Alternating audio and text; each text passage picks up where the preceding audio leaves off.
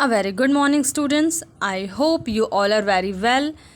And मैं उम्मीद करती हूँ कि इसके पहले मैंने जो चैप्टर एक्सप्लेन किया था द वुडन बाउल आपने पढ़ लिया होगा और समझ भी लिया होगा। और अगर मान लीजिए किसी ने नहीं पढ़ा है, नहीं समझ में आया, तो वो वीडियो दोबारा देखेगा और समझने की कोशिश करेगा।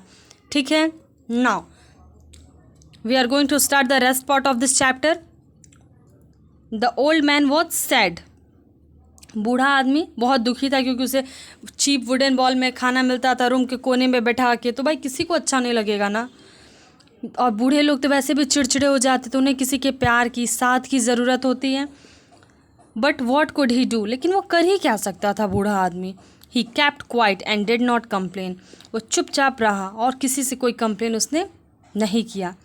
वन इवनिंग, एक शाम की बात है, not long after words ठेकला and Manfred had finish work for the day. मतलब ठेकला और जो मैनफ्रेड थे उन दोनों ने अपना वर्कशॉप का काम कंप्लीट कर लिया था।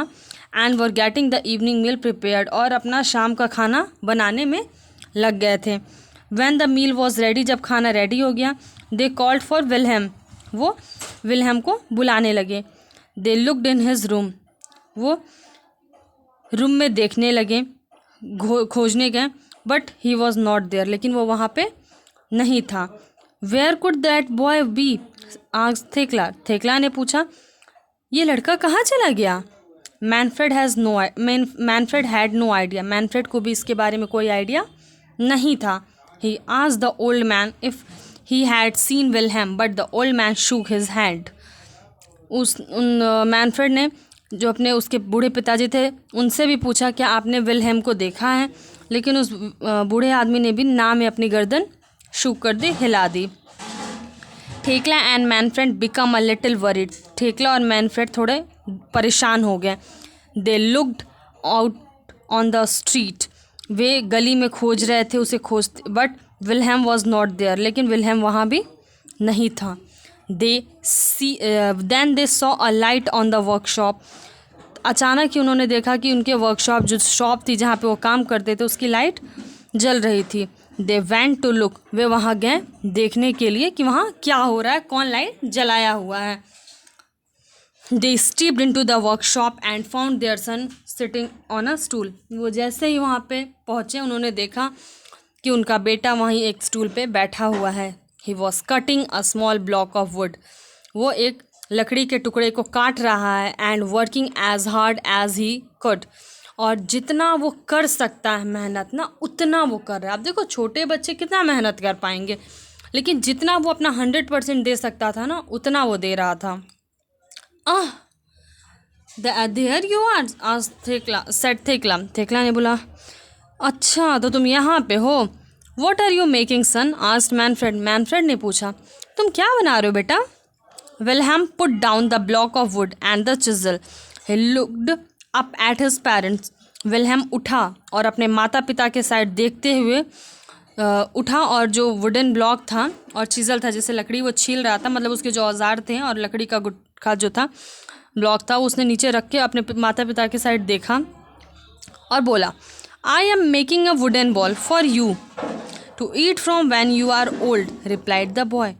बच्चे ने देखो जो बात कही ना, वो बहुत बड़ी बात थी जो हर माता पिता भूल जाते हैं। उसने कहा, मैं लकड़ी का कटोरा बना रहा हूँ ताकि आप लोग भी जब बूढ़े हो जाए तो आपको खाने में कोई दिक्कत ना हो। The parents looked at each other, their eyes filled with tears. जो उसके पेरेंट्स थे, माता पिता थे, दोनों एक दूसरे की तरफ खुली की खुली आंखों से देख रहे थे। उनकी आंखों में आंसू भर गए थे। वो समझ चुके थे कि वो उस बच्चे का इशारा किस तरफ है।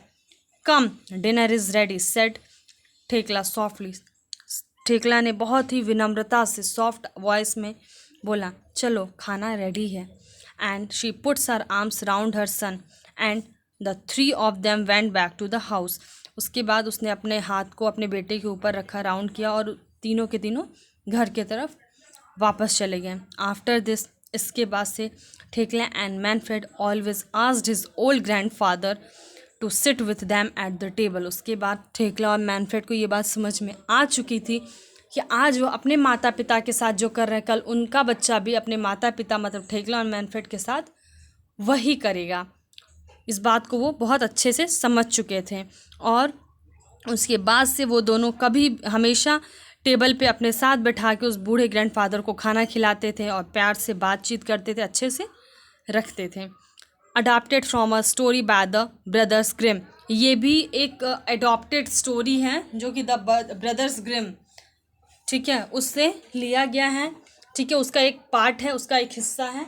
बच्चों इस चैप्टर से हमें ये समझ में आती है, बात समझ में आती है, इसका मोरल ये है कि आपके घर में अगर कोई आपके बूढ़े ग्रैंडफादर ग्रैंडमदर कोई भी है तो आपको उनकी रिस्पेक्ट करनी चाहिए। इनफैक्ट अगर आपके घर में नहीं, कहीं आस पड़ोस में भी कोई बूढ़ा व्यक्ति है या आपसे एल्डर है कोई, तो हमें उसकी रिस्पेक्ट करनी चाहिए, उसकी बातें माननी चाहिए।